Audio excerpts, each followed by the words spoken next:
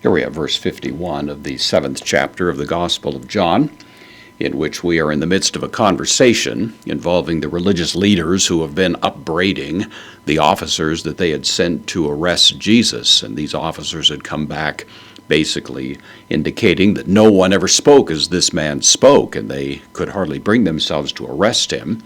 And of course, as the religious leaders are attempting to embarrass the officers for failing of their mission, Nicodemus, the man that we met earlier in the Gospel of John, the man who came to Jesus by night, as recorded by John in the 3rd chapter of this Gospel, rises up to challenge the thinking and the position that's being articulated by these who are the religious leaders. And so Nicodemus has raised this question and continues now in his objections to their thinking with verse 51, beginning with the word may, which is the negation, usually used with non-indicative moods, but when, as here, it's used in the indicative, then it introduces a question that expects a negative answer.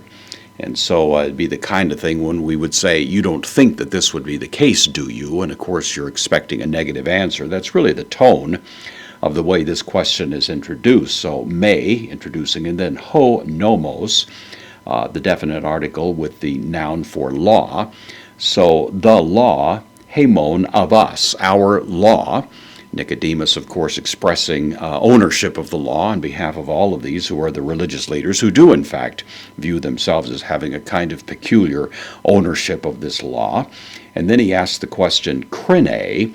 This is from krino, I judge, third person singular, present active indicative. Our word crisis comes from this and other related words, critical and so on. It has to do with judging. And so basically what it says so far is the law of us does not judge. Then ton anthropon, definite article, the anthropon man. This is the accusative, singular, masculine. And so the law of us, or our law, does not judge the man. Interestingly, the definite article is used as if to precisely indicate that Christ is the one who's the subject of this conversation. Ian may, in this case, may is being used with the subjunctive, and the combination of these two together, literally, if not, but typically translated into English as unless. So our law does not judge the man unless accuse. This is from akuo, I hear. It's the subjunctive, third person, singular. Aorist active subjunctive. Interestingly, it's a kind of a personification of the law. It's indicating as if the law were to hear this. Our law does not judge a man unless it hears, referring to the law. Proton, adjective, means first, hears first. Para, is the preposition here, taking the genitive and means generally something like from, unless it hears from him. Kai geno. This is, of course, from gnosko. This is the third person singular, aorist active, subjunctive. Both of these, of course, are in the subjunctive here. Unless it first hears from him and knows is the idea te, the interrogative pronoun.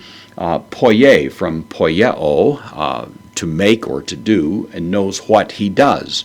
This whole thing ends with the question mark. So the question that Nicodemus is raising here is, our law doesn't judge a man, does it, unless it first hears from him and knows what he does. Obviously, Nicodemus is appealing to the very elevated standards of due process that were operating in the ancient nation of Israel, probably more sophisticated standards than any other ancient civilization had ever used. And of course, the point Nicodemus is making is that this attempt to more or less try Jesus, arrest him, and essentially get rid of him without any sort of due process is a violation of this law that they all hold so dear, so much so that Nicodemus refers to it as our law.